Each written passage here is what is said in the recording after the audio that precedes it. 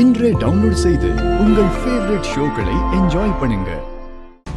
உன்ன மாதிரி ஆளையெல்லாம் அவன் மனசுல நினைக்கவே கூடாது. என் பொண்ணு இங்க இருந்தா நீ அதை இதுன்னு சொல்லி அவன் மனசை கலைக்கிற வேலையை பாத்துருவேன்னு எனக்கு தெரியும். அதனாலதான் இப்படி ஒரு ஏற்பாடு பண்ண. நீங்க ஜெயிச்சுட்டதான் நினைக்கிறீங்க. ஆனா சொந்த பொண்ணுகிட்டே உண்மையை மறைச்சு அவளை ஏமாத்தி வெளிநாட்டுக்கு அனுப்புறீங்க. இப்படி ஒரு விஷயத்த பண்றதுக்கு உங்களுக்கு எப்படி மனசு வந்துச்சு?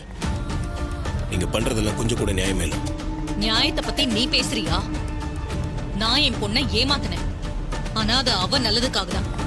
ஆனா நீ என்கிட்ட எதையுமே மறைக்காத ரேவதியே அவளுக்கு பழசெல்லாம் தெரிஞ்சும் கூட என்கிட்ட அதை சொல்லாம இருந்ததுக்கு யாரு காரணம்?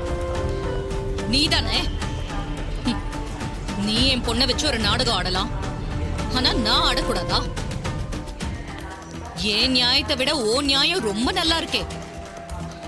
உன் டிராமாலாம் எப்படி என் அக்காக்கு தெரிஞ்சதுன்னு யோசிக்கிறியா? நீங்க 2 பேரும் திருட்டுத்தனமா கோவில்ல சந்திச்சு பூஜை பண்ணத போட்டோ ஆதாரமா எப்பவோ வந்து அதை நேராவும் பார்த்து தெரிஞ்சுக்கிட்டு தான் இப்படி ஒரு திட்டத்தையே போட்டோம். யாரு டிராமா போடுறா? நானா நீங்களா?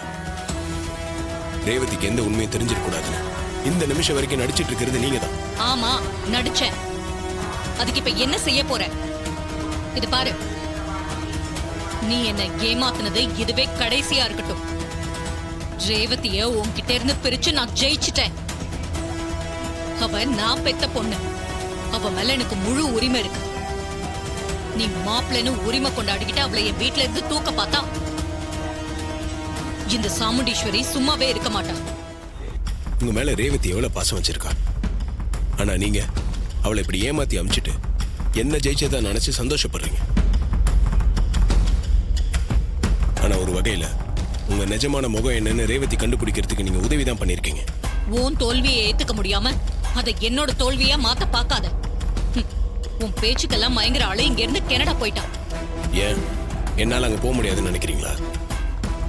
இந்த உலகத்துல நீங்க அவளை எங்க ஒளிச்சு வச்சாலும் சரி, அவளை தேடி கண்டுபிடிச்சு நான் தூக்குவேன். அப்படியா?